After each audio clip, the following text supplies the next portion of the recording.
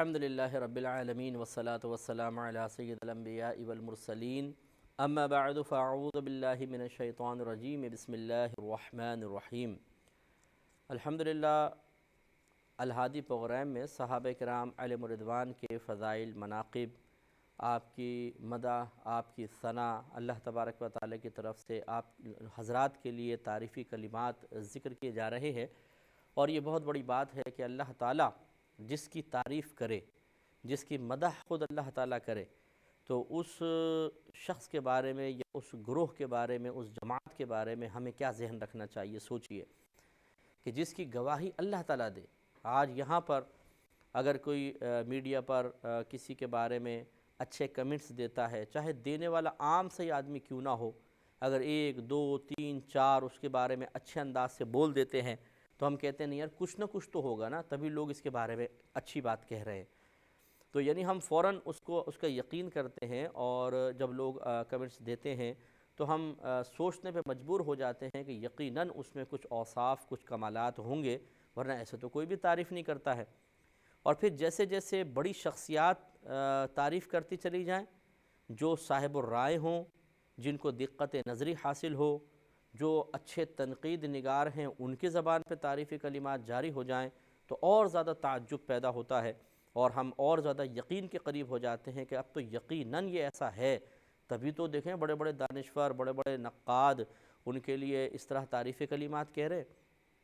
تو یہ ایک فطرت انسانی کا تقاضا ہے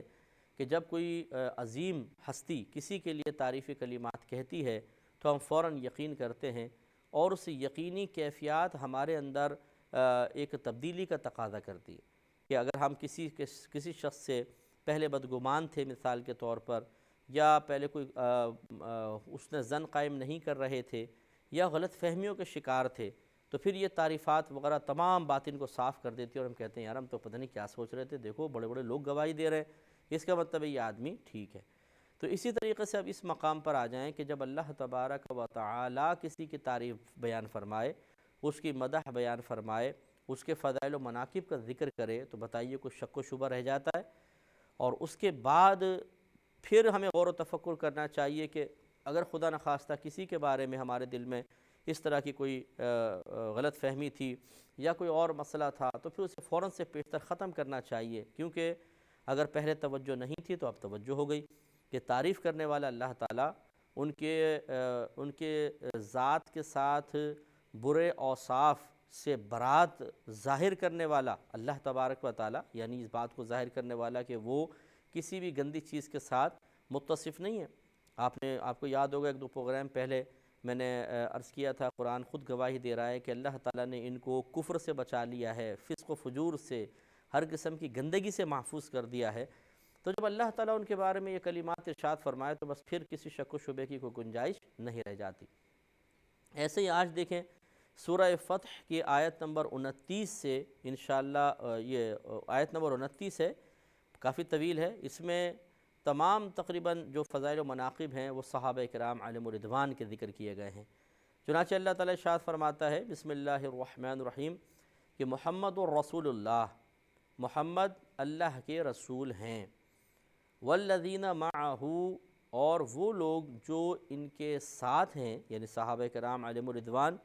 اشداء علی الکفار، وہ کفاروں پر بہت زیادہ سخت ہیں، کفار پر بہت زیادہ سخت ہیں، رحماء بینہم، اور آپس میں بہت زیادہ مہربان، تراہم، تم ان کو دیکھو گے، رکعن سجدن، رکوع کرتے ہوئے، سجدہ کرتے ہوئے، یبتغون فضلا من اللہ ورضوانا، اللہ تبارک و تعالیٰ کے فضل اور رضا کو تلاش کرتے ہوئے، یعنی تم انہوں کو دیکھو گے کہ وہ اللہ تعالیٰ کے فضل اور رضا کی تلاش میں رکوع اور سجود کر رہے ہیں۔ سیماہم فی وجوہہم من اثر السجود، یعنی ان کی علامت اگر دیکھنا چاہو تو ان کے چہروں پر سجدوں کے نشان کے ذریعے اس کی علامت دیکھ سکتے ہو کہ وہ اللہ تعالیٰ کے فضل اور رضا کے لیے کس قدر کثرت کے ساتھ سجدے کرتے ہیں۔ اس کی تفسیر میں عرض کرتا ہوں، پہلے لفظی ترجمہ دیکھ لیں۔ ذالک مثلہم فی التوراۃ و مثلہم فی الانجیل،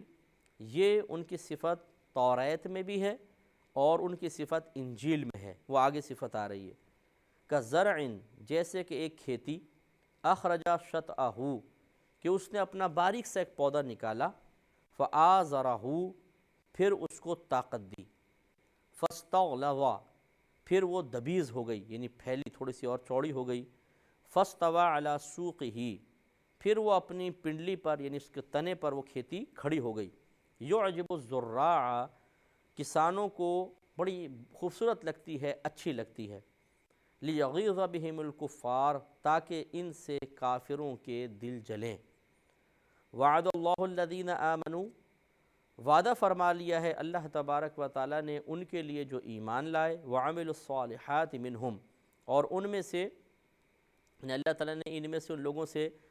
وعدہ فرما لیا ہے جو ایمان لائے اور انہوں نے نیک اعمال کیے، کس چیز کا؟ مغفرۃ و اجرا عظیما، مغفرت کا اور بہت بڑے اجر کا۔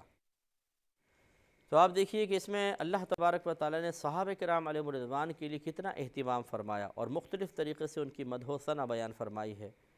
پہلے تو اپنے حبیب کریم صلی اللہ علیہ وسلم کا تذکرہ فرمایا کہ محمد رسول اللہ، محمد اللہ کے رسول ہیں۔ پھر آگے صحابہ کرام کے اب مناقب شروع ہوئے کہ والذین معہ اشداء علی الکفار، وہ لوگ جو آپ کے ساتھ ہیں وہ کفار پر شدید ہیں۔ کفار پر شدید ہونے کا مطلب یہ ہے کہ وہ کفار سے علیحدہ رہتے ہیں، اگر کبھی اللہ تعالیٰ کا حکم ہوتا ہے تو ان کے اوپر سختی بھی کرتے ہیں، جہاد کرتے ہیں ان کے خلاف، اور ان سے آپس میں دوستانہ تعلقات نہیں رکھتے ہیں صحیح مصلحت کے بغیر، ورنہ جیسے نبی کریم صلی اللہ علیہ وسلم مدینہ منورہ تشریف لائے تو آپ نے یہود کے ساتھ اتحاد فرمایا، لیکن پھر یہود کی وعدہ خلافی کی بنا پر ان سے وہ معاہدہ ختم کر دیا گیا۔ اس کے بعد پھر کسی کے ساتھ نبی کریم صلی اللہ علیہ وسلم نے اس طرح جنگی معاہدہ نہیں کیا کہ کافروں کو قریب کیا ہو۔ تو یہ صحابہ کرام علیہم الرضوان ان سے کفار سے دور رہتے تھے۔ قرآن عظیم میں بھی جا بجا اللہ تبارک و تعالیٰ نے کفار سے دور رہنے کا حکم ارشاد فرمایا، ان سے دوستی کو منع کیا ہے۔ دیکھیں اگر کوئی غیر مسلم ہماری یہ بات سن رہا ہے تو وہ اچھی طرح اس بات کو سمجھیں کہ ہمارا مذہب کسی کو قابل نفرت نہیں ٹھہراتا، ہم کسی کی ذات سے نفرت نہیں کریں گے، ہاں اگر کسی کے اعمال خراب ہیں ہم اعمال سے نفرت کریں گے، ایسی کسی کے عقیدے میں بگاڑ ہو اس عقیدے کو غلط تصور کیا جائے گا، اور پھر جو شخص اس عقیدے کا حامل ہے اس سے کنارہ کشی اختیار کرنے کا حکم دیا گیا۔ اس لیے نہیں کہ اللہ تعالیٰ اس کو حقیر سمجھ رہا ہے، اس کی توہین کروانا مقصود ہے، بلکہ اس لیے کہ چونکہ اس کا عقیدہ ٹھیک نہیں ہے، اگر مسلمان اس کے ساتھ رہیں گے تو ہو سکتا ہے عقیدے کا بگاڑ مسلمان کے عقائد میں بھی سرایت کر جائے اور عقیدے میں بگاڑ پیدا ہو جائے۔ اس لیے جا بجا قرآن کفار سے دوستی کو منع کر رہا ہے اور شدت کے ساتھ منع کر رہا ہے، یہاں تک الفاظ آئے ہیں کہ جو ان سے دوستی کرے تو پھر وہ انہی میں سے ہے، تو اس لیے بہت ضروری ہے کہ قطع تعلق رکھا جائے۔ اچھا اب عقیدے کا بگاڑ دیکھیں کیا ہے، اللہ تبارک و تعالیٰ فرما رہا ہے کہ اپنے حبیب کریم صلی اللہ علیہ وسلم کے لیے محمد رسول اللہ، محمد اللہ کے رسول ہیں، یہ اللہ بیان فرما رہا ہے۔ کفار کہتے ہیں کہ محمد اللہ کے رسول نہیں ہے، تو اس کا مطلب یہ ہوا کہ وہ اللہ تعالیٰ کو کہہ رہے ہیں کہ اللہ تعالیٰ معاذ اللہ جھوٹ بول رہا ہے، اللہ تعالیٰ غلط بیانی سے کام لے رہا ہے۔ پھر نبی کریم صلی اللہ علیہ وسلم نے فرمایا کہ میں اللہ کا رسول ہوں، کفار کہتے ہیں کہ یہ اللہ کے رسول نہیں ہیں، گویا کہ وہ نبی کریم کو بھی جھوٹا کہتے ہیں۔ قرآن کہہ رہا ہے کہ محمد اللہ کے رسول ہیں، کفار کہتے ہیں کہ ہم نہیں مانتے، اس کا مطلب ہے وہ قرآن کو بھی جھوٹا کہہ رہے ہیں۔ اب آپ دیکھ لیجئے کہ جو غیر مسلم اللہ کو جھوٹا کہے، ہمارے نبی کریم صلی اللہ علیہ وسلم کو جھوٹا قرار دے، قرآن جیسی پاکیزہ اور عظیم کتاب جس کے بارے میں ابتدا میں اللہ تعالیٰ نے بیان فرما دیا ذالک الکتاب لا ریب فیہ ھدی للمتقین، یہ وہ ذیشان کتاب ہے جس میں شک کی کوئی گنجائش نہیں، متقین کے لیے ذریعہ ہدایت ہے، اس کے بارے میں کہہ رہے ہیں کہ یہ قرآن پاک غلط کتاب ہے، جھوٹی کتاب ہے، معاذ اللہ ثم معاذ اللہ۔ تو پھر کیسے ایک مسلمان گوارہ کر سکتا ہے کہ اس طرح کے عقائد کو اختیار کرے، یا جو ان عقائد کا حامل ہو، جس کے ایسے عقائد ہیں اس سے دوستانہ تعلقات بڑھائے؟ یہ وجہ ہے کہ پھر مسلمان کو دور رہنے کا حکم ہے۔ اس میں خود جس کے ساتھ یہ عقیدے کا معاملہ ہے وہ بھی ذرا غور و تفکر کرے کہ اگر ہم تو اکثر یہ دعوت دیتے ہیں، پہلے بھی دیتے رہے ہیں، کہ سب سے پہلے قرآن پر بحث کر لی جائے کہ قرآن واقعی اللہ کی کتاب ہے یا نہیں ہے۔ تو ہم کہتے ہیں یہ اللہ کی کتاب ہے، اور ہمارا دعویٰ ہے کہ اس کے اندر اللہ نے ایسی ظاہری علامات رکھ دی ہیں کہ جن کو ماننا پڑے گا۔ مثال کے طور پر نبی کریم صلی اللہ علیہ وسلم 40 سال تک کفار کے درمیان رہے، نہ آپ نے کچھ لکھا، نہ آپ نے کوئی کتاب پڑھی، نہ کسی استاد کے پاس گئے، نہ آپ نے اہل کتاب کے ساتھ، یہود و نصارہ کے ساتھ باقاعدہ کوئی ربط رکھا، علیحدہ رہے بالکل۔ تو 40 سال تک بالکل علیحدہ رہنے کے بعد عام آپ کلام کرتے تھے، لوگ سنتے ہیں، اس کے بعد اچانک نبی کریم صلی اللہ علیہ وسلم فرماتے ہیں یہ اللہ کا کلام ہے، اور 6666 آیات تقریباً 21 سال کے عرصے میں نبی کریم صلی اللہ علیہ وسلم نے قوم کے سامنے بیان فرما دی۔ تو یہ زبردست دلیل ہے اس بات کی کہ یہ کتاب پھر کسی انسان کی لکھی ہوئی نہیں ہے، یہ تو اللہ تبارک و تعالیٰ کی ہے۔ یہی وجہ ہے کہ اگر نبی کریم صلی اللہ علیہ وسلم اپنے ہاتھ سے کچھ لکھ رہے ہوتے کبھی تو لوگ کہہ سکتے تھے خود لکھی ہے، کسی استاد کے پاس جاتے تو کہا جا سکتا تھا استاد نے بتا دی ہے، یہود و نصارہ کے پاس جاتے تو کہا جا سکتا تھا ان سے سن کے انہوں نے کتاب وضع کر لی ہے۔ اگر نبی کریم صلی اللہ علیہ وسلم خود کتابیں پڑھتے تو کہا جاتا کہ ان کے مطالعے کا یہ نتیجہ ہے۔ اس لیے اللہ نے نبی کریم صلی اللہ علیہ وسلم کو ہر چیز سے علیحدہ رکھا۔ اس لیے تھوڑا سا غور کرنا چاہیے کہ اس کا مطلب یہ ہوا یہ کتاب اللہ کی طرف سے آئی اور اس پر تاریخ گواہ ہے، اس کے علاوہ اور کوئی آپ تاریخی گواہی نہیں لا سکتے کہ سرکار نے کسی سے کتاب لی ہو کچھ ہے۔ پھر ایک علامت تو یہ ہوئی، دوسری یہ ہے کہ یہ قیامت تک جس طریقے سے نبی کریم صلی اللہ علیہ وسلم کے دور میں ہے قیامت تک ویسی ہی رہے گی، اس میں کوئی تغیر نہیں ہے، تبدل نہیں ہے۔ آپ پوری دنیا میں جہاں کہیں قرآن اٹھا کے پڑھ لیں ایک جیسی بالکل تحریر ہے، زبر زیر پیش کا بھی فرق نہیں ہوگا۔ پھر تیسری بات یہ کہ اللہ تبارک و تعالیٰ نے اس کا خود حفاظت کا وعدہ فرما لیا، لہٰذا کوئی آج تک نبی کریم صلی اللہ علیہ وسلم کے دور سے آج تک اس میں کوئی تبدیلی نہیں کر سکا، یعنی اجتماعی تبدیلی انفرادی ہو سکتی ہے کہ کہیں چھاپا خانے میں کوئی صفحہ آگے پیچھے ہو گیا ہو، لیکن وہ غلطی ایک تو قائم نہیں رہے گی، فوراً پتہ چل جائے گا۔ دوسرا کبھی ایسا نہیں ہوگا کہ پورے اجتماعی طور پہ پورے ورلڈ کے قرآن بدل دے کوئی، ہو ہی نہیں سکتا ہے، یہ چیلنج ہے، قرآن کا چیلنج ہے۔ پھر آخری بات کہ ہمارے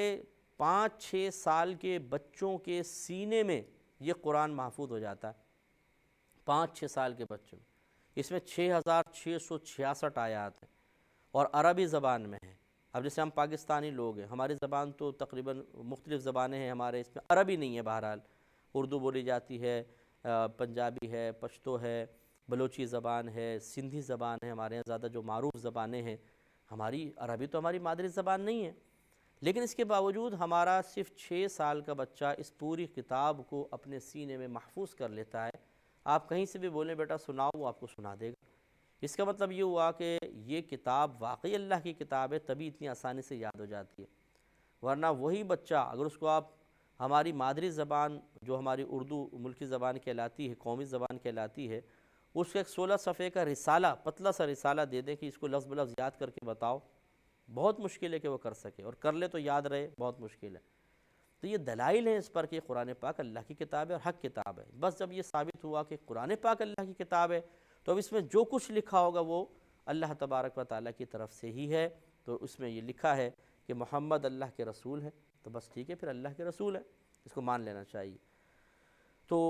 اللہ تعالیٰ ان کے ایک وصف یہ بیان فرما رہا ہے کہ وہ لوگ جو آپ کے ساتھ ہیں کفار پر شدید ہیں، یعنی کفار سے وہ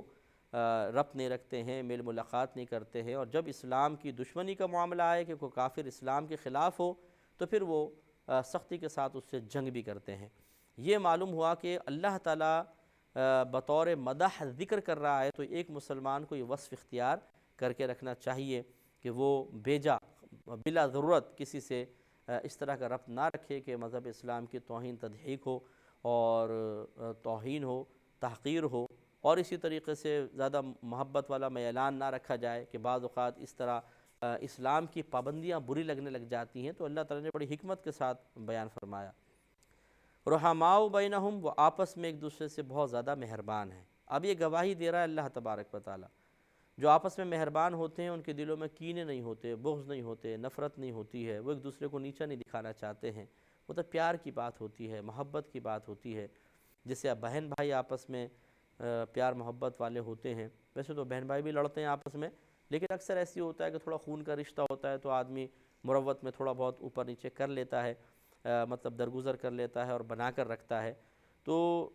اسی طرح صحابہ کرام علیہم رضوان اللہ تعالیٰ گواہی دے رہا ہے کہ یہ آپس میں ایک دوسرے سے بہت زیادہ مہربان ہیں، تو پھر ماننا پڑے گا مہربان ہیں، اور جب مہربان ہیں تو اس کا مطلب یہ اچھا وصف ہے کہ اللہ تعالیٰ اس کو بطور مدح ذکر فرما رہا ہے کہ صحابہ کرام آپس میں ایک دوسرے پر مہربان ہیں، پیار سے رہتے ہیں، یہ اچھی بات ہے۔ پھر اللہ تعالیٰ نے فرمایا کہ تراہم رکعا سجدا یبتغون فضلا من اللہ ورضوانا، تم دیکھو گے کہ وہ اللہ تعالیٰ کے فضل اور رضا کو تلاش کرتے ہوئے رکوع اور سجود میں مبتلا ہیں، مطلب رکوع کرتے ہیں اور سجود کرتے ہیں، یعنی کثرت سے نمازیں پڑھتے ہیں اللہ تعالیٰ کی فضل اور رضا۔ تو یہ بھی ایک گواہی، پہلی بات یہ کہ اخلاص کی گواہی اللہ تعالیٰ دے رہا ہے کہ یہ اگر رکوع کرتے ہیں، سجود کرتے ہیں تو اس میں ریاکاری نہیں ہے، دنیاوی دکھاوا نہیں ہے، کوئی دنیاوی لالچ نہیں ہے، اس میں کوئی معاذ اللہ اپنے سر سے بوجھ اتارنے کا کوئی معاملہ نہیں ہے کہ یار اب تو نماز پڑھنی ہے، کیا کریں یار، اتارو جلدی سے بوجھ، نہیں، بلکہ جب بھی رکوع کرتے ہیں، سجود کرتے ہیں، اللہ تعالیٰ گواہی دے رہا ہے کہ یہ اللہ کے فضل کو چاہتے ہیں اور اس کی رضا کی تلاش میں کرتے ہیں۔ تو آپ غور فرمائیں کہ اگر ایک شخص، ایک پہنچے ہوئے بزرگ کسی کے بارے میں گواہی دے دیں کہ یہ بڑا مخلص آدمی ہے تو بہت بڑی بات ہے، اور جس کے بارے میں اللہ تبارک و تعالیٰ گواہی دے دے، جو قلوب پہ نگاہ رکھ سکتا ہے، جس کی بارگاہ میں دل کے خطرات بھی ایسے عیاں ہیں، جیسے ہم آپس میں ایک دوسرے کے کلمات کو سن رہے ہوتے ہیں یا لکھے ہوئے کلمات ہمارے سامنے ہوتے ہیں، اللہ تعالیٰ پہ تو کوئی شے مخفی ہی نہیں ہے۔ تو اب ایک شخص کس نیت سے کام کر رہا ہے، یہ ایک مخفی معاملہ ہے، اللہ تعالیٰ اس کے رسول بہتر جانتے ہیں، اللہ تعالیٰ تو جانتا ہے اور اس کے رسول اللہ کی عطا سے جانتے ہیں۔ لہٰذا جب اللہ تعالیٰ گواہی دے رہا ہے کہ یہ صحابہ کرام اگر رکوع کرتے ہیں، سجود کرتے ہیں تو صرف اللہ کی رضا کی خاطر کرتے ہیں اور اس کے فضل چاہنے کے لیے کرتے ہیں، تو بس ہمیں ماننا پڑے گا۔ اس کا مطلب ہے تمام صحابہ کرام بڑے مخلص ہیں، ان کی نیتیں بالکل صاف ہیں، وہ اگر عبادات کرتے ہیں تو اس میں ریاکاری بالکل بھی نہیں ہوتی، صرف اللہ کی رضا مقصود ہوتی ہے۔ سیماہم فی وجوہہم من اثر السجود، ان کی علامت ان کے چہروں میں ہے سجدوں کے نشان سے، یعنی اس کی علامت جو یہ کثرت سے رکوع سجود کر رہے ہیں، اس کی علامت اگر دیکھنا چاہو تو ان کے چہروں پر یہ نشان نظر آئے گا۔ اس پہ انشاءاللہ ہم کلام کریں گے، لیکن نیکسٹ پروگرام میں وآخر